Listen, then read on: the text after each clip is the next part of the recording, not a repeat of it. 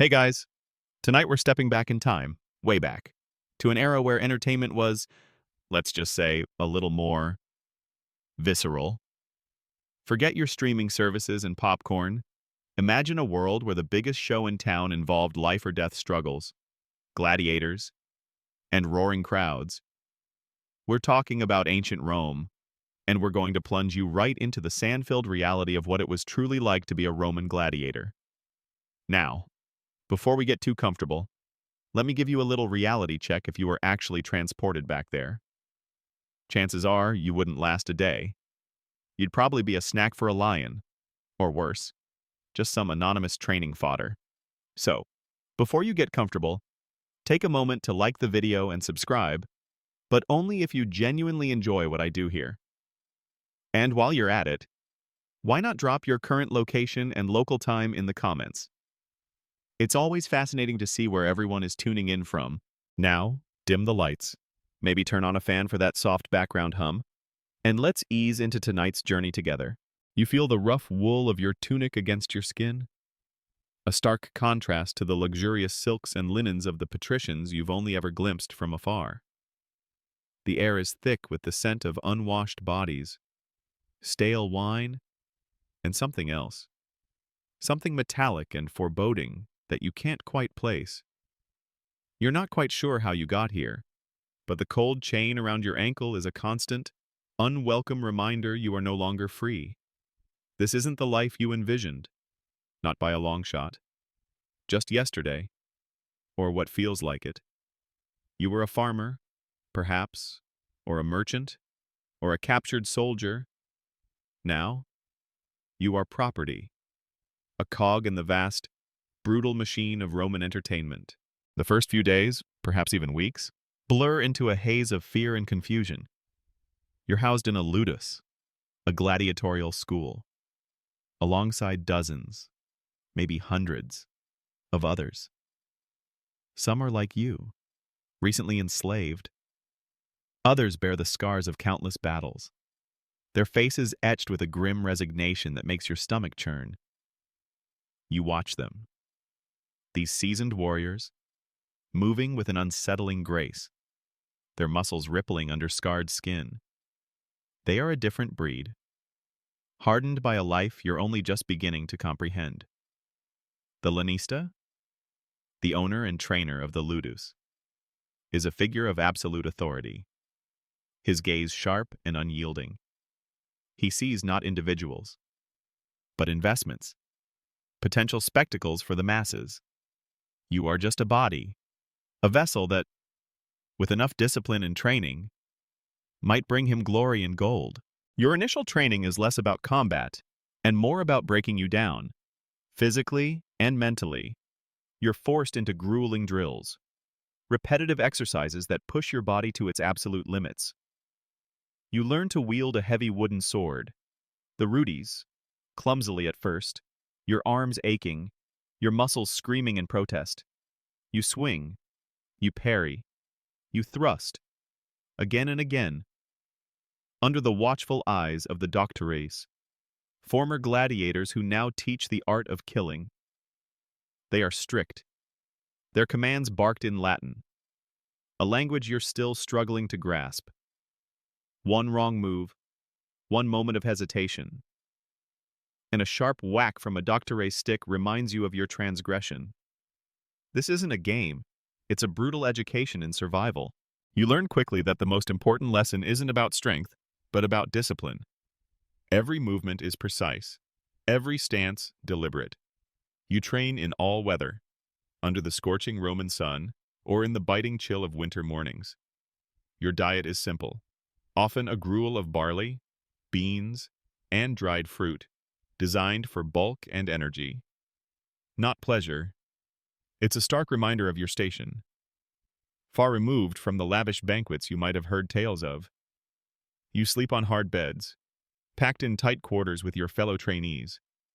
There's little privacy, little comfort, and certainly no luxury. As days turn into weeks, you start to observe the hierarchy within the ludus. There are the novitiae, like yourself, green and terrified. Then there are the tiros, those who have progressed slightly, showing a glimmer of promise. And at the top, the veterani, the seasoned fighters, some of whom have earned their freedom but choose to stay, drawn back by the lure of the arena or the simple fact that they know no other life. You see the respect, or perhaps fear, that the lanista and doctores show these veterani. They are living legends, their scars a testament to their enduring prowess. One of the most striking things you notice is the constant buzz of activity. Even outside of direct training, weapons are sharpened, armor is polished, and the sounds of hammering and shouting are ever present. You might even catch glimpses of exotic animals being brought in: lions, bears, even elephants, destined for the Venetians. The beast hunts that often preceded the gladiatorial contests. The sheer scale of the operation is staggering, a testament to Rome's insatiable appetite for spectacle. It's a reminder that this isn't just about individual fights. It's a massive, intricately organized machine designed to thrill and entertain thousands. You begin to recognize faces among your fellow trainees, some as terrified as you, others already adapting with a chilling efficiency. You share a glance with a Gaul, a fierce-looking man whose eyes hold a deep sorrow, and a Thracian, smaller but with an undeniable intensity. You are from different lands, speak different tongues, but here, in this ludus, you are all united by a common, inescapable fate. You are all gladiators, or soon will be. The shared ordeal forges a strange, unspoken bond. You don't necessarily trust each other, but you recognize the same fear, the same grim determination in each other's eyes. Occasionally, you overhear whispers of famous gladiators, legendary figures who achieved such renown that their names were known throughout the empire. Spartacus, perhaps, a Thracian gladiator who led a massive slave revolt, a name that sends shivers down the spines of the Lanisti and a flicker of hope through the hearts of the enslaved. Or perhaps Flamma, a Syrian gladiator who, despite winning his freedom 4 times, chose to remain in the arena. Historians still debate whether such figures were truly motivated by choice or by a complex mix of obligation, fear, and the unique status they achieved within the gladiatorial system. These stories, whether true or embellished, paint a picture of a world far more complex than simple slavery. Some gladiators, you realize, could become celebrities, objects of adoration and even obsession, particularly among Roman women. The concept of death is ever present. You see the occasional body carried out, a trainee who didn't survive a particularly rigorous drill, or perhaps one who succumbed to disease or injury. There are no elaborate funerals, just the quiet removal of a failed investment. It's a chilling reminder that your life is cheap, your existence precarious. You learn to live with this constant threat, to push it to the back of your mind, focusing instead on the next drill, the next meal, the next moment of respite. You discover a grim kind of resilience within yourself, a primal urge to survive that you never knew you possessed. One day, you are introduced to the various armaturae, the different styles of gladiators, each with their own specific weapons and armor. There's the heavily armored Murmillo with his large rectangular shield and short sword, resembling a Roman legionary. Then the agile Retiarius with his net and trident, fighting with speed and cunning. The Secutor, a heavily armored fighter often pitted against the Retiarius, with his distinctive helmet designed to prevent the net from snagging. And the Thraex, named after the Thracians, with his small, round shield and curved sword. Each armatura has its own strengths and weaknesses, its own unique techniques. Your doctore explains that you will be assigned a specific style based on your physique, your temperament, and perhaps even your perceived origins. This is not a choice, it is a destiny. You begin to understand that your identity, from this point forward, will be defined by the weapons you wield and the helmet you wear. The very thought of stepping into the arena, clad in armor, Facing another human being in mortal combat sends a cold dread through your veins, but there's also a strange, nascent sense of purpose, a focus that was absent in your previous life. Your world has shrunk, narrowed to the dimensions of the training ground, and the ever-present shadow of the arena. The decision about your armatura is made. You are to be a murmillo. Your build, perhaps, or the way you carry yourself, has deemed you suitable for this heavy-hitting style. You are issued your first pieces of equipment, heavy and cumbersome, but undeniably protective. There's the large rectangular shield, the scutum, which feels like a small door strapped to your arm. It's solid wood, reinforced with metal, designed to absorb blows and provide cover. Then there's the short gladius, a straight, double-edged sword, perfectly balanced for thrusting. It's not long, but in close quarters, it's a terrifyingly efficient weapon. Your helmet, when you finally don it, is perhaps the most striking piece, a full-faced visor with a distinctive fish crest, though historians still debate the exact symbolism of this fish, whether it was purely decorative or held some deeper mythological meaning. It limits your peripheral vision, making you acutely aware of the narrow field of view, but it offers unparalleled protection for your head and face. Training intensifies dramatically once your armatura is assigned. No longer are you just flailing with a wooden stick. Now, you're learning to fight as a murmillo, a specific, deadly dance. Your doctore for this style is a stern, battle-hardened man, his body a map of old scars. He drills you relentlessly on the proper use of the scutum. It's not just a defensive tool, it's an offensive weapon too. You learn to bash, to shove, to create openings with its sheer weight and bulk. The shield is your friend. Your doctore grunts. It saves your life, but it also takes theirs. You practice holding the shield low, high, diagonally, using it to deflect blows, to surprise your opponent, to force them into a position where your gladius can find its mark. The weight of the scutum is immense at first. Your arm aches constantly, and your shoulder feels perpetually sore. But gradually, day by day, your muscles adapt. You start to move with more fluidity, the shield becoming an extension of your body rather than a cumbersome burden.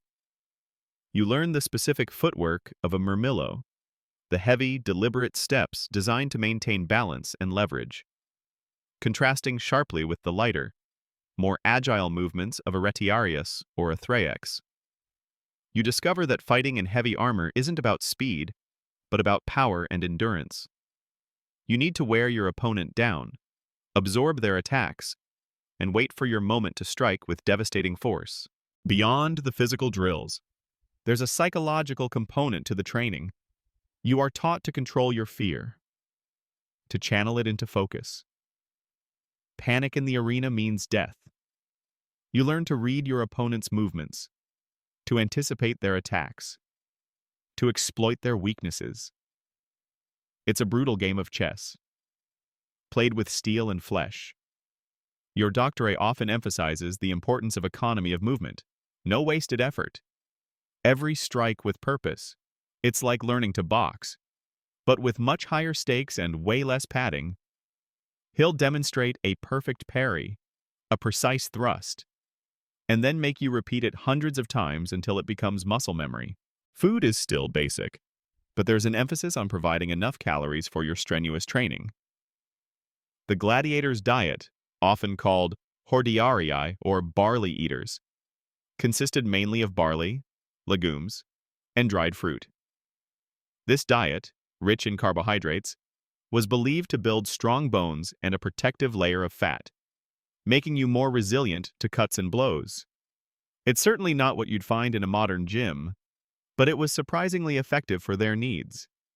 You might also be given a mix of ash and vinegar, thought to aid in bone strength and recovery. It tastes awful, but you drink it, desperate for any advantage. Hygiene, while not luxurious, is taken seriously within the ludus to prevent disease.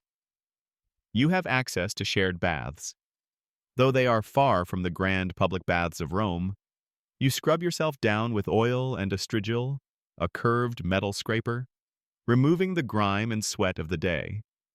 The simple act of washing is a small luxury, a moment of respite from the relentless physical demands. You also become accustomed to the constant presence of physicians. Injuries are common, and they are treated with a mix of practical remedies and ancient beliefs. Broken bones are set, wounds are stitched, and poultices are applied. The goal is always to get you back into training as quickly as possible.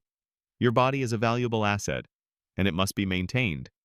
Even if that maintenance is often painful, you start to participate in mock combats, not with real weapons, but with blunted ones. These are terrifying at first, even without the threat of death. The thud of the shield, the clang of dull metal, the heavy breathing of your opponent. It's a symphony of controlled violence. You learn to take a hit, to recover, to keep fighting even when your body screams for rest. You face retiarii, their nets swishing menacingly, their tridents probing for weaknesses. You learn to counter their agility with your shield's bulk, to close the distance, and to prevent them from entangling you. You also face other myrmilones, locked in a clash of shields and gladii, a test of raw power and endurance. These mock fights are exhausting, leaving you battered and bruised, but they are invaluable. Each one is a lesson, a chance to refine your technique, to understand the rhythm of combat. One common historical fact you learn is that gladiators were often considered to be at the very bottom of Roman society, on par with slaves and prostitutes, yet paradoxically, they were also wildly popular public figures. You observe this dichotomy even within the ludus. While you are property, you are also a potential star. Your lanista invests heavily in your training and upkeep because he expects a return. Good gladiators could earn substantial sums for their owners, and even for themselves in the form of prize money, though your cut would be minuscule. It's a bit like being a heavily invested in racehorse, but with swords and a much higher chance of fatal injury. You realize that your value, as horrific as it sounds, is directly tied to your ability to entertain, to provide a thrilling spectacle for the Roman populace. As your training progresses, you begin to grasp the concept of infamia, the legal and social degradation that gladiators and actors and prostitutes endured. You are essentially stripped of your Roman citizenship rights, even if you were once a free Roman citizen who volunteered for the arena. This status meant you couldn't vote, hold public office, or even make a valid will. It's a bizarre blend of celebrity and social untouchability that modern society really doesn't have an equivalent for. This legal status cemented your place at the bottom of the social ladder. Regardless of any fame or wealth you might acquire, it highlights the complex and often contradictory nature of Roman society, where entertainment came at the cost of human dignity. There's a strange camaraderie that develops among the gladiators in the ludus. You are rivals. Yes, and you might even face each other in the arena someday. But you are also bound by shared hardship. You train together, eat together, and live under the same constant threat of death. You might see a more experienced gladiator offer a word of advice, or a comforting hand after a particularly harsh training session. You learn to rely on each other in small ways, a silent nod of encouragement, a shared laugh at a doctor's expense. It's a stark contrast to the cutthroat competition you might expect. Perhaps it's a shared understanding that ultimately, your fates are not entirely in your own hands, but in the hands of the crowd and the emperor. You also become acutely aware of the business aspect of the games. The Lanistae were shrewd businessmen, constantly scouting for new recruits, negotiating with magistrates for fights, and managing their stable of gladiators. They would buy and sell gladiators, much like any other commodity. The whole thing was a massive economic engine, fueled by the public's thirst for blood and spectacle. You learn about the intricate logistics involved in staging these events, from transporting wild animals across vast distances to housing and feeding hundreds of combatants. It's a massive undertaking, far more complex than simply two men fighting in an arena. The days blend into a rhythm of pain, exhaustion, and incremental improvement. Your body hardens, your reflexes sharpen, and your mind adapts to the constant pressure. You are no longer the terrified person who first entered the ludus. You are becoming something else, something dangerous and resilient. The fear is still there, a cold knot in your stomach, but it's mingled now with a strange sense of purpose, a grim determination to survive. You are a murmillo, and your training has prepared you for the sand. The next step is the arena, and you know, deep down, that it's only a matter of time. You've moved beyond the basic drills and mock combats. Now, you're learning to fight to kill. This isn't about just hitting targets. It's about exploiting vulnerabilities, about finding the quickest, most efficient path to victory. Your doctore demonstrates various techniques, often using a training dummy filled with straw and sand, showing you precisely where to thrust the gladius for maximum impact. He emphasizes the throat, the groin, the armpit, places where the armor offers less protection, where a single, well-placed strike can end the fight. It's a grim lesson in anatomy, one you absorb with a chilling mix of dread and fierce concentration. You are no longer just a body, you are a weapon, honed and sharpened. The wooden rudis is replaced, occasionally, by blunted metal versions of the gladius. The heavier weight mimicking the real thing.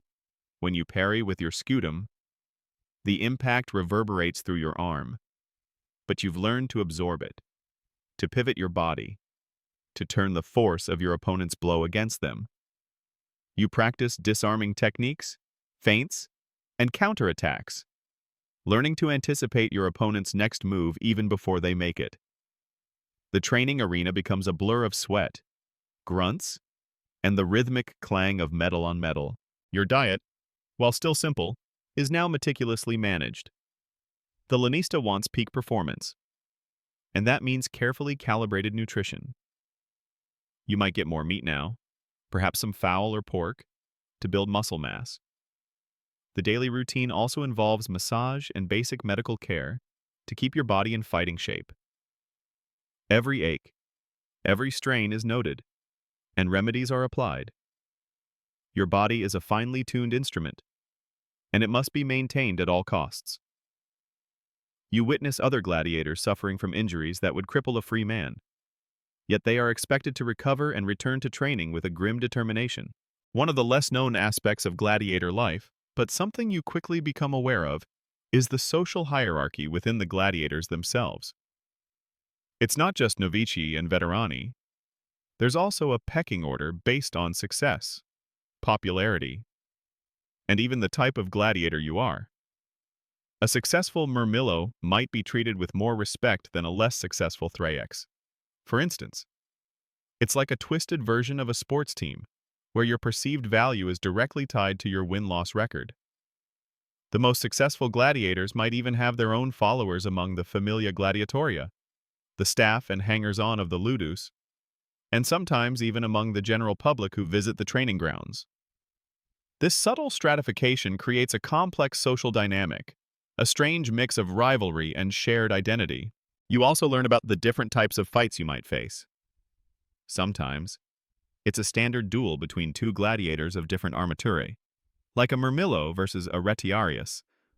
Other times, it might be a group fight, where several gladiators fight simultaneously, often in mock battles reenacting historical events or mythological tales. These are more chaotic, requiring different tactics and a higher level of awareness. You might be part of a team, fighting alongside other murmilones against a group of thraces. It's less about individual glory and more about coordinated survival, like a brutal, ancient version of a team sport. The concept of the gladiator's oath, the sacramentum gladiatorium, is something that truly solidifies your understanding of your fate. You are told that upon entering the ludus, you would have sworn an oath, though you may not have understood its full implications at the time. This oath typically involved vowing to endure being burned by fire, bound by chains, beaten with rods, and killed by the sword. It's a chilling contract, essentially giving your life over to the whims of your owner and the crowd. This oath isn't just a formality. It's a profound declaration of your absolute submission, a public acceptance of your role and your potential demise. As you near your first public appearance, the tension within the ludus becomes palpable. The lanista is more demanding, the doctors more critical. You might notice a few gladiators, particularly the more experienced ones, performing rituals or making small offerings to the gods, seeking good fortune in the arena. Superstitions abound, and every gladiator has their own way of dealing with the immense pressure. Some become withdrawn, others more boisterous. You find yourself observing their coping mechanisms, wondering how you will face your own moment. You learn that gladiators were often owned by wealthy individuals, or even by the state. While Lanistae managed the ludi, they might lease out gladiators for specific games. This created a complex network of ownership and patronage, with rich Romans using gladiatorial games to enhance their political standing and popularity. It's essentially ancient political advertising, paid for in blood and glory. The quality of the gladiators, the lavishness of the games, these were all reflections of the patron's wealth and influence. This means that your very existence, your training, your eventual combat, are all part of a larger political and social game, far beyond your individual fight for survival. The Roman fascination with gladiators was intense, bordering on obsession. You'd hear whispers of the groupies, noblewomen and commoners alike, who were enamored with successful gladiators. There were even instances of free Roman citizens, even members of the equestrian order, who, for various reasons, volunteered to become gladiators. These octorati, as they were called, would sign contracts with a lanista, often for a specified period, agreeing to the same brutal conditions as enslaved gladiators. It's a perplexing historical detail that continues to baffle modern historians. Why would someone willingly choose such a life? Some suggest it was for fame. Others, for money to pay off debts, or perhaps simply a desperate desire for excitement and a chance to prove oneself in the ultimate test. Whatever their reasons, their existence highlights the strange allure of the arena, even for those who had other options. You occasionally hear news from other ludi, tales of legendary fights, or even whispers of revolts, though these are quickly suppressed and rarely spoken of openly. The fear of another Spartacus uprising is always present among the Roman elite. This awareness of the larger world, the world beyond the walls of your ludus, serves as a stark contrast to your confined existence. You are a tool, a performer, but you are also a human being, aware of the injustices and the precariousness of your situation. The doctores will also teach you about different fighting strategies tailored to your armatura. As a murmillo, your strength lies in your defense and your powerful, direct attacks. You are trained to engage your opponent head-on, to use your scutum to absorb their blows while you look for an opening with your gladius. You are often pitted against lighter, more agile opponents, and your training focuses on how to counter their speed with your deliberate power. You learn to advance steadily, to protect your vulnerable spots, and to deliver a decisive blow when the moment is right. There's an art to it, a brutal ballet of steel and shield, and you are being taught to master it. The final stage of your training involves mock combat against an opponent fully equipped in their armatura, though still with blunted weapons.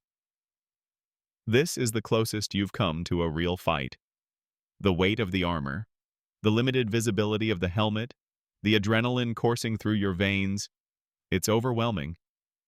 You learn to rely on your training, to trust your muscle memory, to ignore the fear and focus only on the fight.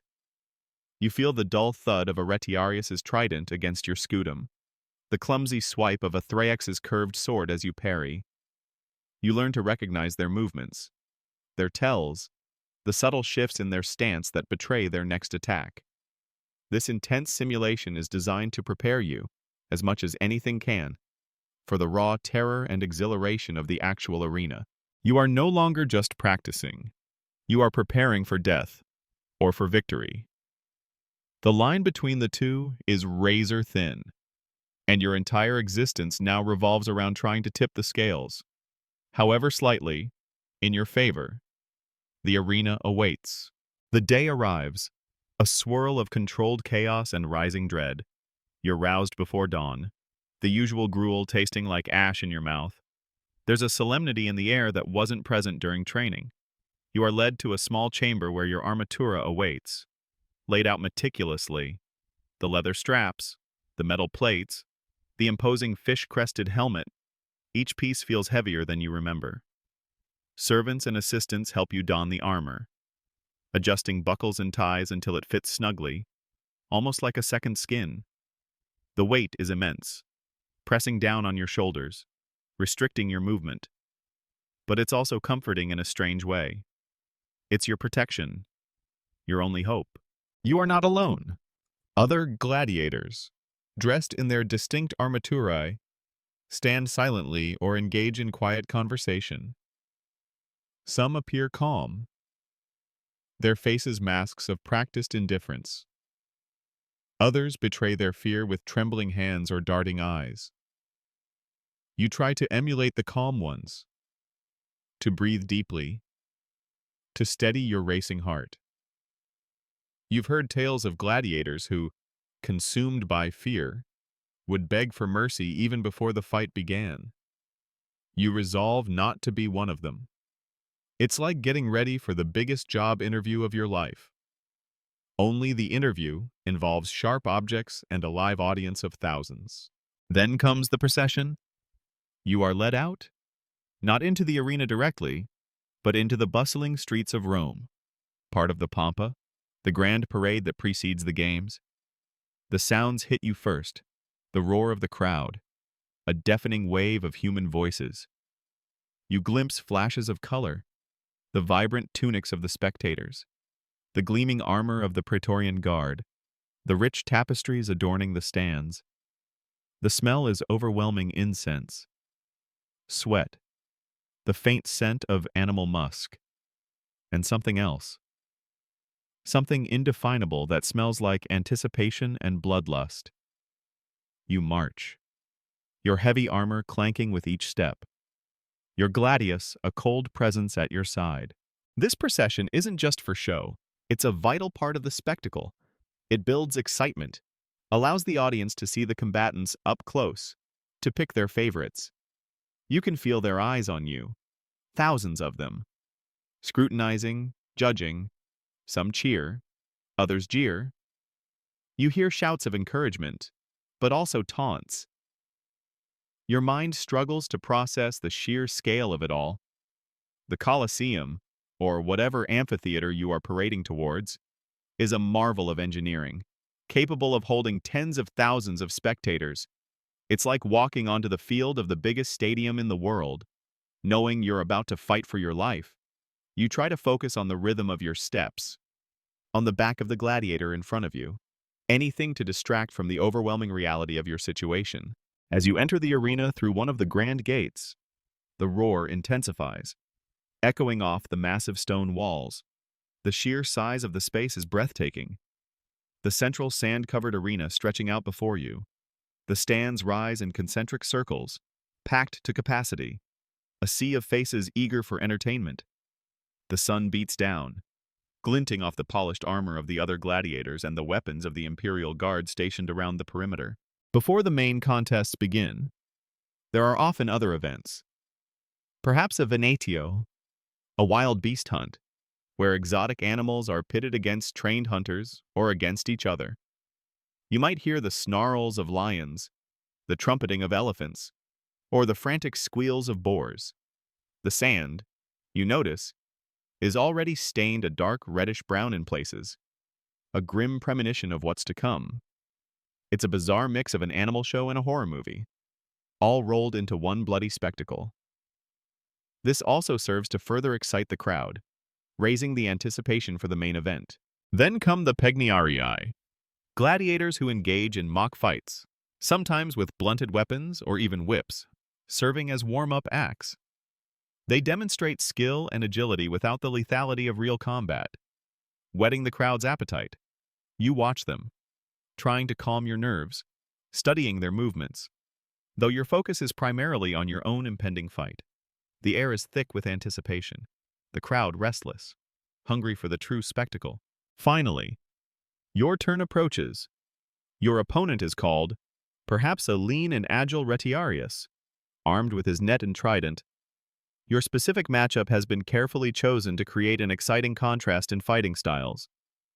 The retiarius relies on speed and evasion, aiming to entangle you with his net and then stab you with his trident. As a murmillo, you must use your heavy scutum to deflect his attacks, to close the distance, and to deliver a powerful, decisive blow with your gladius. You hear the announcer's booming voice, describing your opponent, then your name, or perhaps your gladiatorial name, rings out across the arena. The crowd responds with a mixed chorus of cheers and boos. This is it. You walk onto the sand, feeling the crunch of it under your heavy boots. Your doctore offers a final, terse instruction, a reminder of your training. You face your opponent. Raise your gladius in a salute to the emperor, uttering the chilling phrase, Ave Caesar, morituri te salutant, Hail Caesar. Those who are about to die salute you. This iconic phrase, while famously associated with gladiators, is actually only recorded as being spoken by a group of naval prisoners to Emperor Claudius. Not a common gladiator salute, but it certainly captures the grim essence of the moment, doesn't it? The fight begins. The retiarius moves first, darting around you, his net swishing, trying to find an opening to ensnare your shield or your legs. You hold your scutum high, a solid wall between you and his attacks. You shuffle your heavy feet, constantly adjusting your position, trying to keep him in front of you. His trident probes, testing your defenses, striking against your shield with sharp clangs. You feel the vibrations, but the scutum holds firm. The noise of the crowd is a constant roar, a dizzying cacophony of shouts, gasps, and cheers. You try to block it out, to focus only on your opponent, on his movements, his breathing. You see an opening. He feints with his trident, leaving his side momentarily exposed. You seize the opportunity, pushing forward with your scutum, driving him back, forcing him to scramble. Your gladius flashes, a quick thrust that he barely parries with his trident. The fight is a brutal dance. You try to keep him close, to negate his speed, while he tries to keep his distance, to wear you down with feints and quick jabs. Sweat pours down your face, stinging your eyes, but you can't afford to wipe it away. Your muscles ache, the weight of your armor a constant burden, but adrenaline pulses through your veins, pushing you onward. You hear your doctor's voice, a distant echo, shouting instructions, urging you on. You absorb another series of blows on your scutum, the wood groaning under the impact. He throws his net. You react instantly, bringing your shield up, catching a corner of the net, but it tangles around your arm. For a terrifying moment, you are partially ensnared. He moves in, trident poised. You pull violently, wrenching your arm free, ripping the net, and then you strike. A desperate, powerful thrust with your gladius, aiming for his exposed leg. He cries out, stumbling. The crowd roars, a surge of collective excitement. You press your advantage, moving in fast, your scutum leading the way. He tries to recover, to raise his trident, but you're too close. You bring your shield down, knocking his weapon aside, and then, with a final, decisive movement, you thrust your gladius. The fight is over. The crowd's reaction is deafening. Some cheer wildly, others groan in disappointment. You stand over your fallen opponent, breathing heavily, the adrenaline slowly ebbing, leaving you trembling. You wait. Your fate, and his, is now in the hands of the editor, the organizer of the games, and ultimately, the emperor. You look up at the imperial box, waiting for the signal, thumbs up for life, or thumbs down for death. The thumb gesture, commonly depicted as thumbs down for death, is actually a subject of academic debate. Some historians believe thumbs up, or perhaps an inverted thumb, meant death, while a closed fist or no gesture at all meant mercy. Whatever the precise gesture, the outcome is clear. You are given a thumbs up, you have won. Your opponent, however, receives the opposite signal. His life is to end here. You watch as he is dispatched, a quick, brutal cut from a waiting attendant, or even your own blade. If commanded, there's no time for sentiment, no room for regret. This is the arena. A few moments later, his body is dragged away, out of sight, and the sand is raked over to cover the fresh stains. You raise your gladius in acknowledgement of the crowd, your body trembling with exhaustion and the lingering shock of what you have just done. You have survived. For now, the taste of victory is bitter and metallic, mingling with the iron tang of blood on the air. You've won. The arena is a whirlwind of cheers and scattered boos as you are led off the sand, your body heavy with exhaustion and the lingering tremor of adrenaline. Attendants immediately surround you, helping you strip off the cumbersome armor. The air feels cool against your sweat-soaked skin as the layers are peeled away. Piece by piece, you hand over your gladius, your scutum, your helmet, feeling strangely lighter without their reassuring weight. Your doctore approaches, a rare flicker of approval in his stern eyes. He gives you a nod, a silent acknowledgement of your survival, a testament to your training. It's not exactly a pat on the back, but for a gladiator, it's high praise. You are led to the Gladiator's medical area, a makeshift clinic behind the arena. Here, physicians and their assistants quickly assess your condition. They meticulously check for injuries, even minor cuts or scrapes that could become infected. You receive immediate treatment. Wounds are cleaned, sometimes with vinegar or wine, and then bandaged. You might be given a concoction to drink, perhaps a mix of herbs and wine, to help with the pain or to prevent fever. The focus is on rapid recovery. Your body is an investment, and it needs to be ready for the next contest. There's no time for prolonged rest or pampering. After the initial medical attention, you are given a meal, usually something light and easily digestible, like bread and a watery broth. You eat slowly, still feeling the tremors from the fight. The image of your opponent's final moments burned into your memory. The victory is intoxicating, a heady mix of relief and pride, but it's also sobering. You survived, but he didn't. This constant awareness of mortality becomes an intrinsic part of your existence. Back in the ludus, your status has subtly shifted. You are no longer just a trainee, you are a victor. The novicii look at you with a mixture of awe and trepidation. The veterani offer a quiet nod, a sign of grudging respect. You've earned your place. For now, your living quarters, while still basic, might feel a touch less oppressive.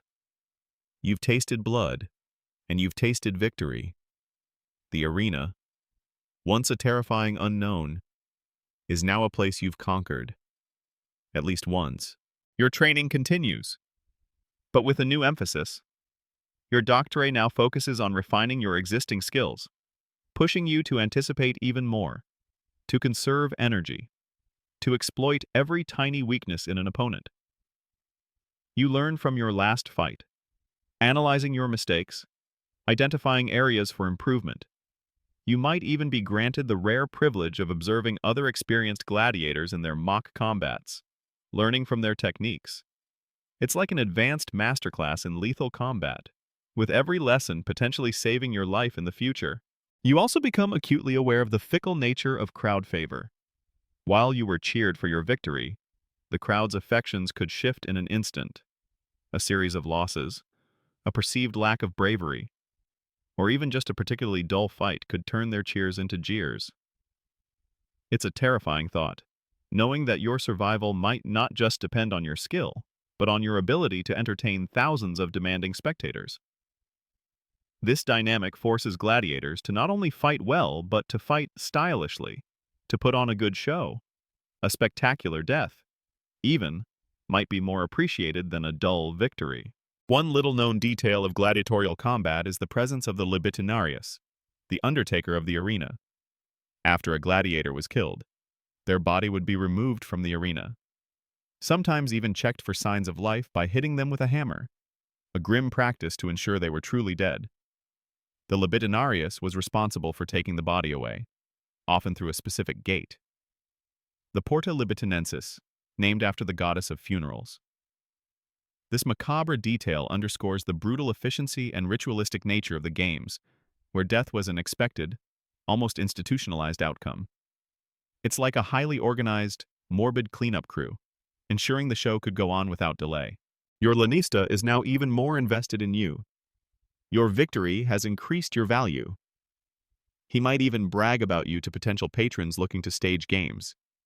You are a commodity, but a valuable one. And that brings a certain level of practical care, even if it's devoid of true human compassion. You learn that successful gladiators could sometimes earn substantial sums of money, not for themselves directly, but for their lanistae. However, there were instances where gladiators received personal gifts from wealthy admirers, or even a share of the prize money, which could be used to purchase small luxuries, or even save for a future freedom. Historians still debate the true motivations of the gladiators themselves. Were they merely unwilling slaves, forced to fight? Or did some embrace the life, drawn by the fame, the potential for wealth, or the unique camaraderie of the ludus? You see evidence of both. Some gladiators you train with are clearly resigned, fighting only because they must. Others display a fierce pride in their skill, a desire to win, almost a love for the challenge. Perhaps it's a coping mechanism, a way to reclaim some agency in a life where so much is out of their control. For you, the drive to survive is paramount. But a quiet sense of accomplishment, a flicker of pride in your burgeoning skill, begins to emerge. You might be given a small token of victory after a successful fight. Perhaps a small coin or a portion of the prize money to buy something for yourself. These moments are rare, but they offer a glimpse of something beyond the constant struggle. A tiny reward for enduring the unbearable. You might spend it on better food, a small trinket, or perhaps save it. Though the concept of saving for a future that might never come seems almost absurd in your precarious existence. The arena is a complex ecosystem. Beyond the gladiators and the animals, there are the many support staff and artisans who made the games possible. You might see armorers constantly repairing and crafting equipment, physicians on standby, trainers, and even musicians who provided background music for certain phases of the games. It's an entire industry built around death and entertainment, far more intricate than just a few guys with swords. This vast network underscores the Roman obsession with the games, demonstrating the immense resources poured into creating these spectacles. The sheer unpredictability of life as a gladiator is something you internalize. You could face a new opponent with a completely different fighting style in your next match. You could be injured during training. A whim of the editor or emperor could seal your fate. You learn to live in the present, to focus on the immediate task, to push away thoughts of a distant future. This hyper-focus becomes a survival mechanism, a way to manage the overwhelming anxiety of your profession. As you reflect on your new life, you realize that the ludus has become your world. The other gladiators, your doctores, even the lanista, they are your new family, albeit a dysfunctional and brutal one. You share a unique bond forged in sweat, blood, and the constant shadow of death. You might not trust each other implicitly, but there's a deep, unspoken understanding, a shared experience that no one outside the walls of the ludus could ever comprehend.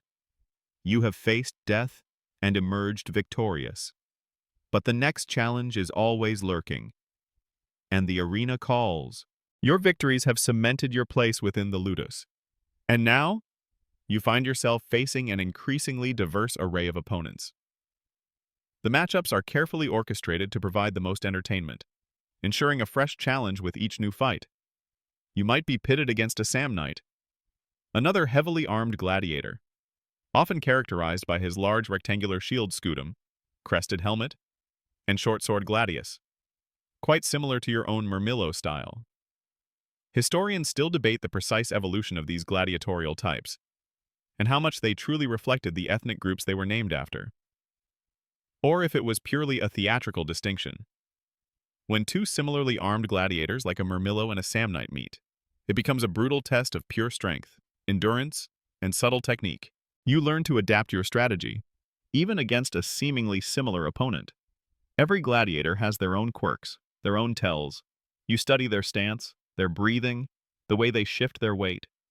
You learn to read the subtle changes in their eyes, anticipating their next move. The fights are no longer just about survival, they're about mastery. You aim not just to win, but to dominate, to make your victory swift and decisive.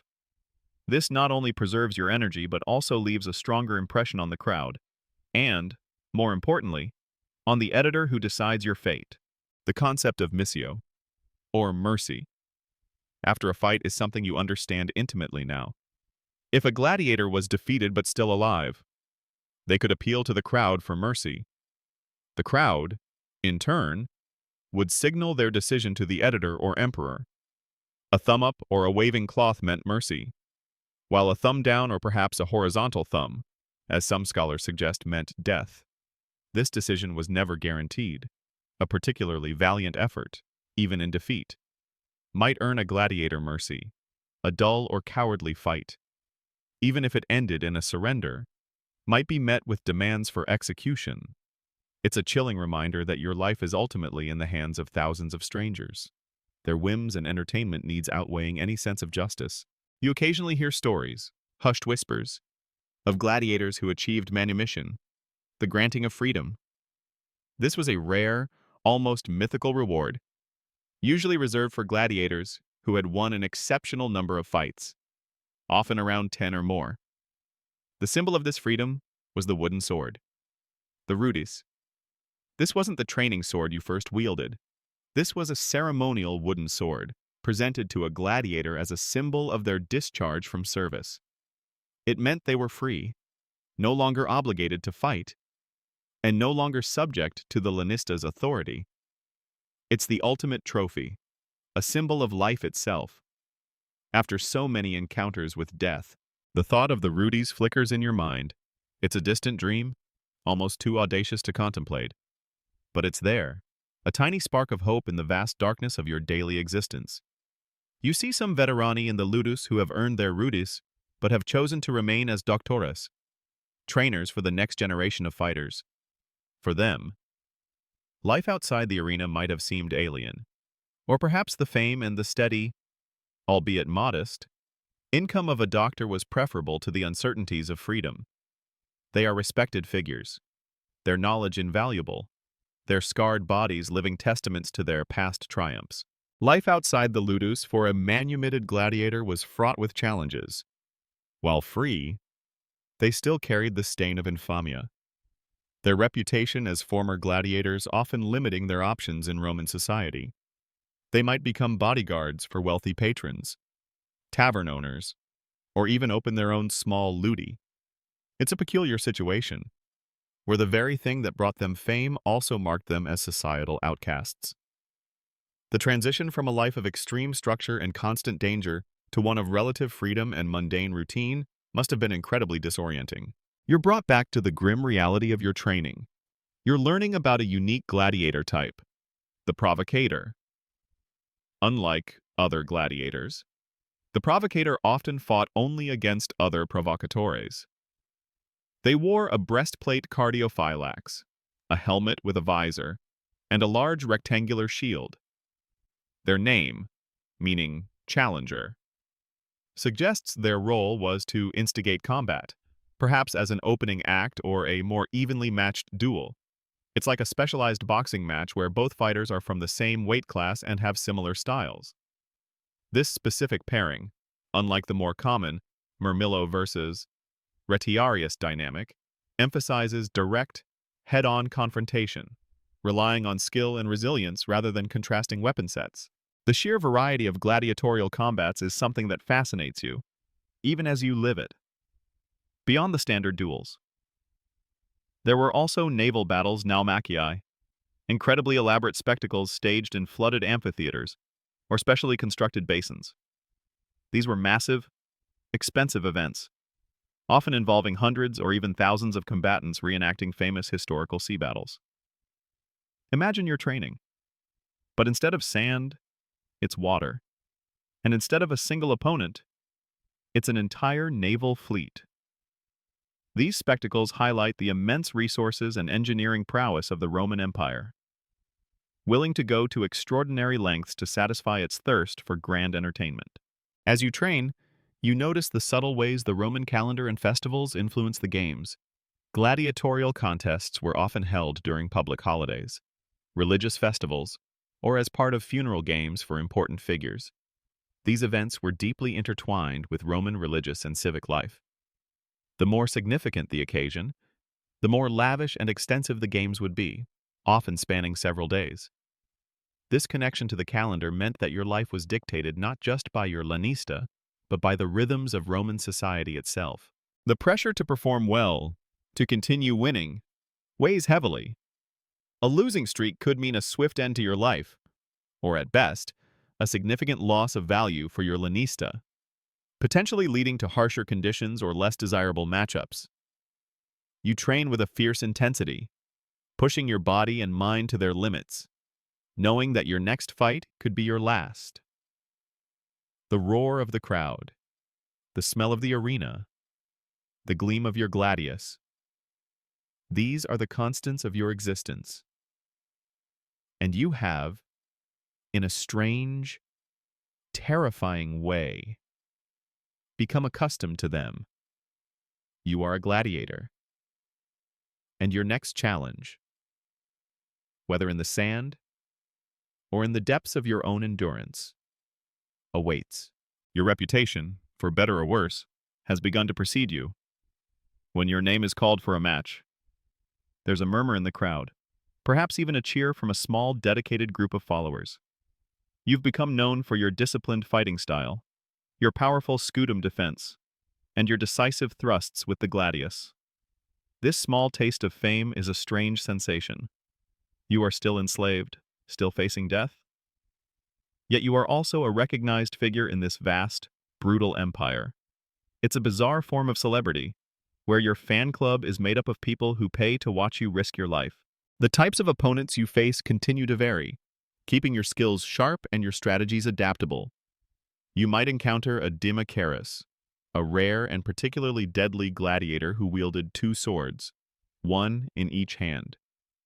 This style presents a unique challenge, as you must contend with attacks from multiple angles, relying on your scutum to deflect rapid, successive blows while finding an opening for your single gladius.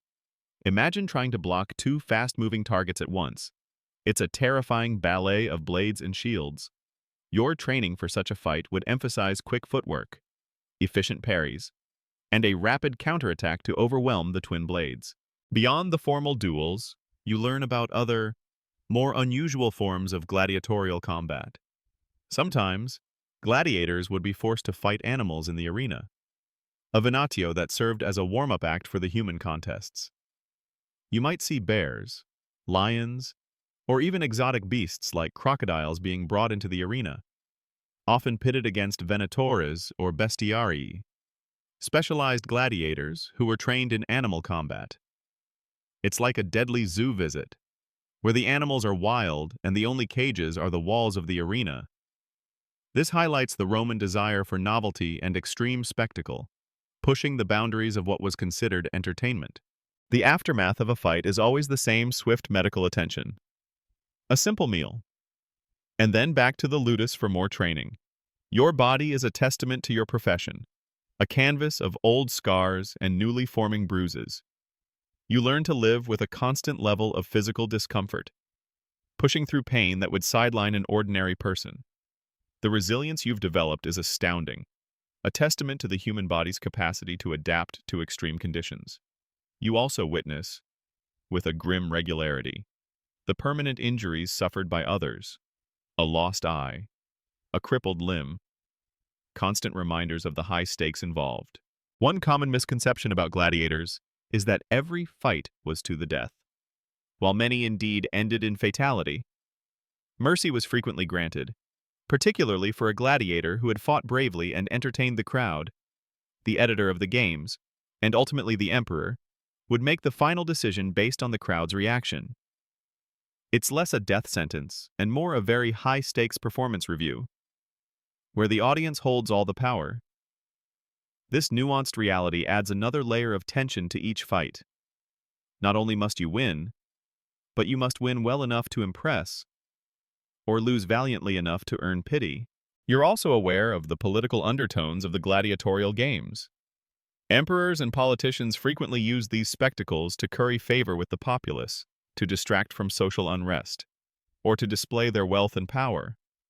A successful and lavish game could solidify a politician's popularity, while a poorly organized or dull one could lead to public dissatisfaction. Your performance, therefore, is not just about your survival.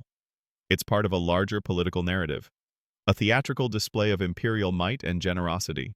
Historians still debate the extent to which gladiatorial combat was truly about martial skill versus choreographed performance. While genuine combat certainly occurred, there's evidence that some fights might have been partially staged or had predetermined outcomes, particularly those involving less popular gladiators or specific narratives. You've seen instances where a gladiator might be encouraged to fight with more flair, even if it put them at greater risk, solely for the entertainment value. This adds another layer of complexity to your understanding of the arena. It's a deadly sport, but it's also a form of theater. The training schedule is relentless, designed to keep you at peak physical condition. You continue to refine your murmillo techniques, but you also engage in cross-training drills, practicing against various armaturae to understand their strengths and weaknesses. You learn to recognize the telltale movements of a retiarius preparing to throw his net, the heavy, deliberate steps of a secutor closing in, or the quick, deceptive slashes of a thraex. This broad understanding of different fighting styles makes you a more versatile and dangerous opponent. You also gain a deeper appreciation for the advanced Roman medical knowledge employed in the ludus. While rudimentary by modern standards, the physicians, often trained Greek doctors, possessed considerable practical knowledge of anatomy and wound treatment, far exceeding that of general practitioners of the time. Galen, a famous Roman physician, gained much of his early experience treating gladiators. He meticulously documented various injuries and treatments, leading to significant advancements in surgical techniques. It's a stark contrast, a brutal profession fostering surprisingly sophisticated medical care. The Laniste had a vested interest in keeping their valuable assets alive and fighting, leading to better medical attention for gladiators than for the average Roman. Your experience in the arena, the raw intensity of life and death combat, changes you. The person you were before, the farmer or merchant or soldier, feels distant, almost like a memory of another life. You are a gladiator now, defined by the sand, the sword, and the roar of the crowd. Your instincts are sharper, your senses heightened. You learn to trust your gut, to react without thinking, to make split-second decisions that determine life or death. This transformation is both terrifying and empowering. You are surviving, against all odds, in a world designed to chew you up and spit you out. But the question remains for how much longer. The next challenge is always on the horizon. A fresh opponent, a new test of your will and skill. And the whisper of the rudis, the wooden sword of freedom, occasionally returns. A tantalizing, almost impossible dream. The arena, once a place of pure terror, has become something more familiar, though no less dangerous. You recognize the distinct echoes of the crowd, the way the sunlight streams into different sections of the seating, even the subtle scent of fresh sand mingled with the enduring scent of blood. You've fought and won, enough times that the lanista might even allow you certain small privileges. Perhaps a slightly better meal, or a bit more time in the sun. These are fleeting comforts, easily revoked, but they serve as a testament to your growing status. You might find yourself pitted against a hoplomachus, a gladiator inspired by the Greek hoplite warrior. They wear a small, round shield parma, a helmet with a brim and crest, and leg greaves. Their weapon is often a spear hasta, or a short sword. Fighting a hoplomachus requires you, as a murmillo, to adapt your heavy-hitting style. You need to close the distance quickly to negate their spear's reach, using your large scutum to deflect their thrusts, and then overwhelm them in close quarters with your gladius. It's a clash of ancient military styles, reimagined for the brutal entertainment of the Roman public.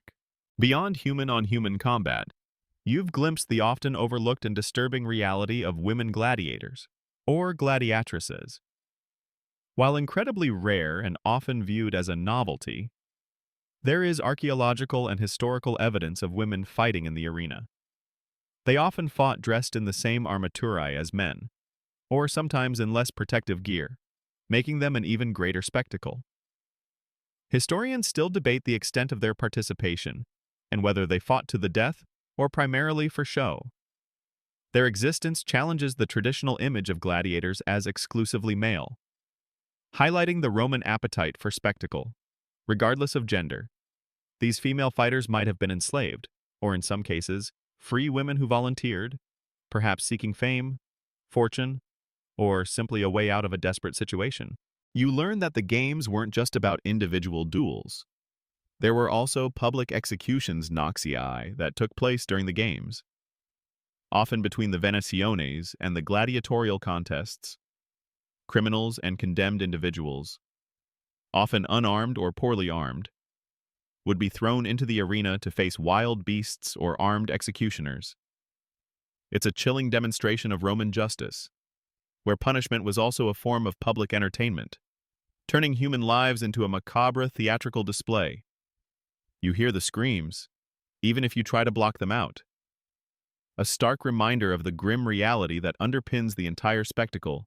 Your victories bring you a certain level of respect, not just from your lanista, but from some of the Roman citizens who attend the games regularly. You might even have a patron, a wealthy individual who takes an interest in your career, perhaps sending you small gifts or ensuring you receive good medical care. This patronage, however, comes with its own set of expectations. You are expected to continue winning, to entertain, and to bring glory to your patron's name. This creates a strange paradox. You are a slave, yet you have a powerful patron who relies on your prowess. The daily routine in the ludus has become ingrained. The early morning rise, the simple meals, the hours of intense training, the communal baths, and the restless nights. Your body is perpetually tired, but your mind is sharper than ever. You live on instinct, reacting to threats, anticipating movements. The camaraderie among the gladiators remains, a shared understanding forged in the fires of the arena. You know their quirks, their strengths, their fears. You've seen them face death, and you've seen them prevail. One little-known fact is that there were instances of gladiators going on strike, although extremely rare and dangerous.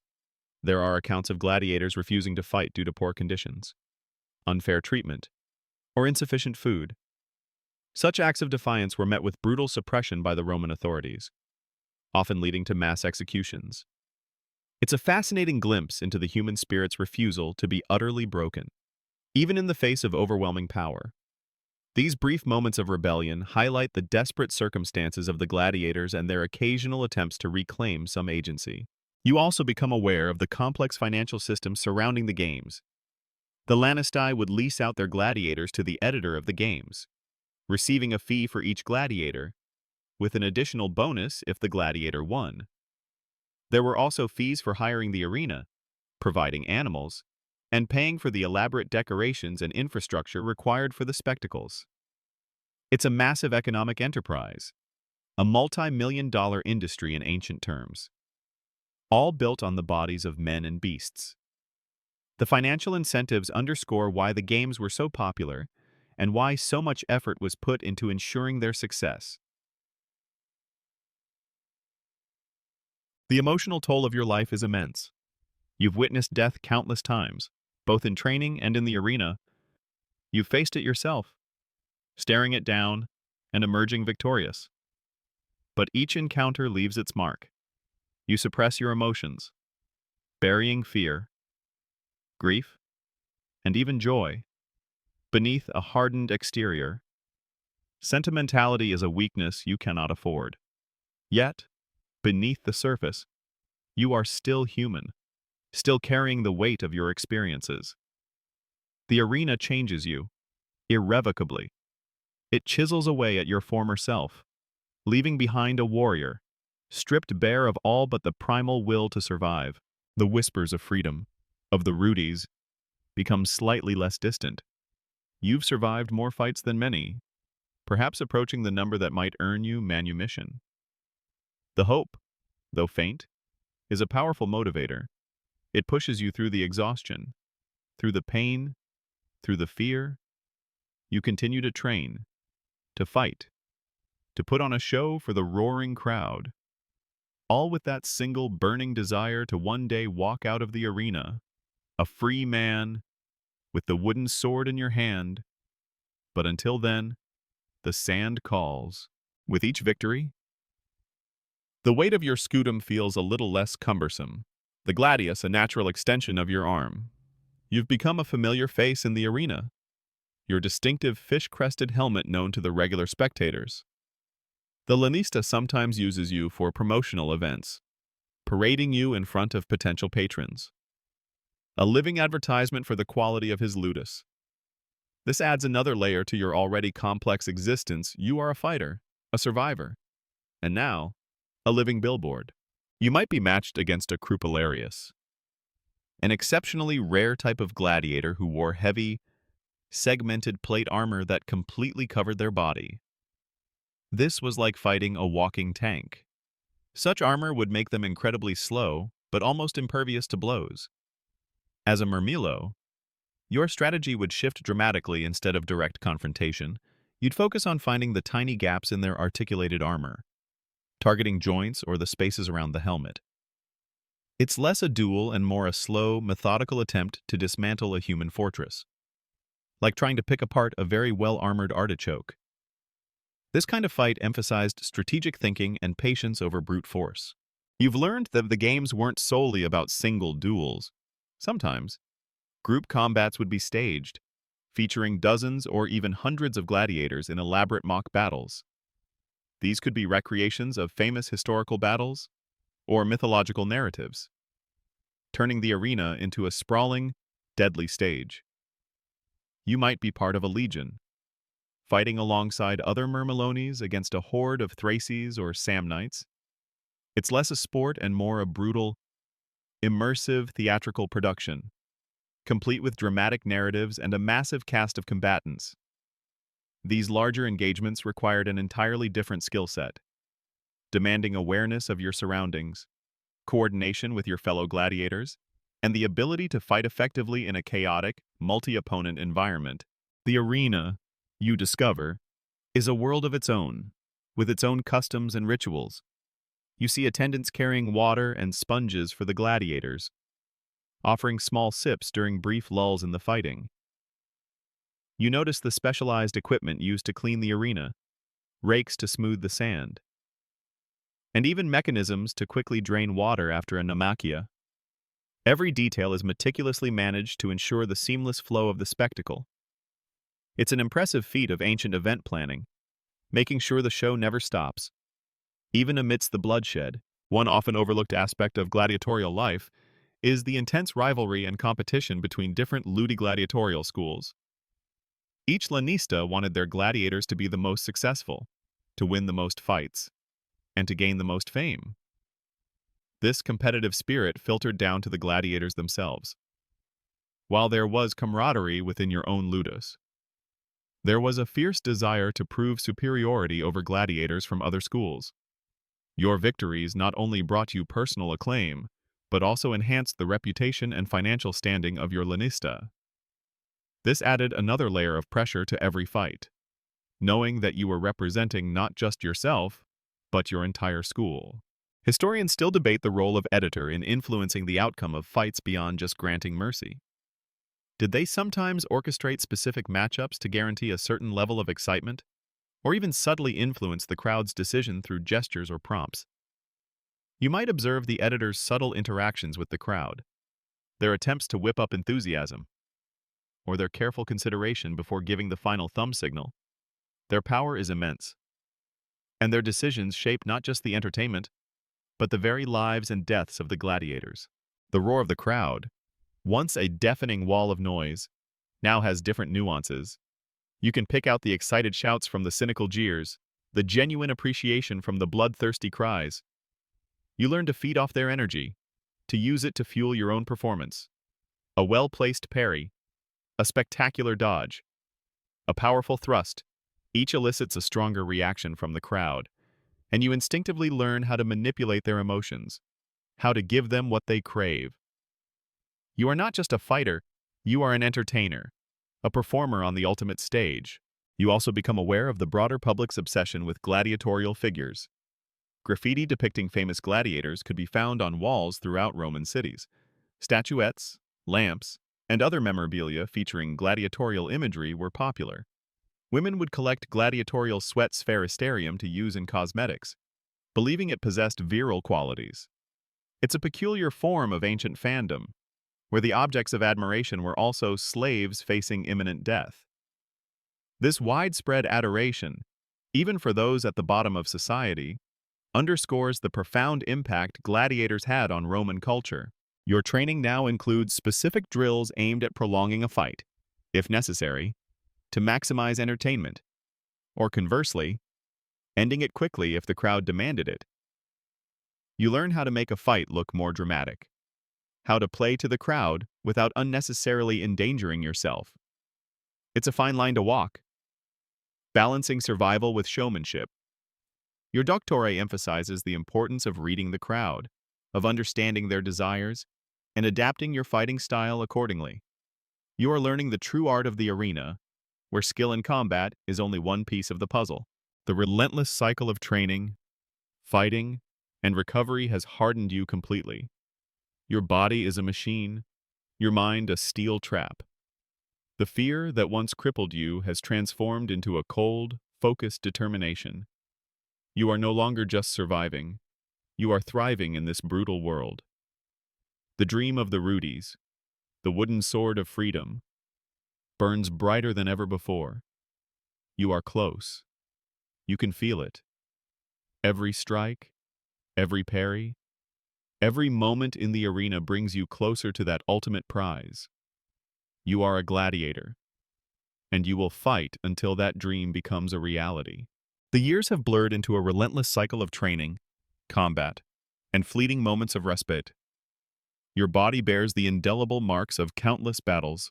Scars crisscross your skin, each a testament to a moment of near defeat, a testament to your endurance.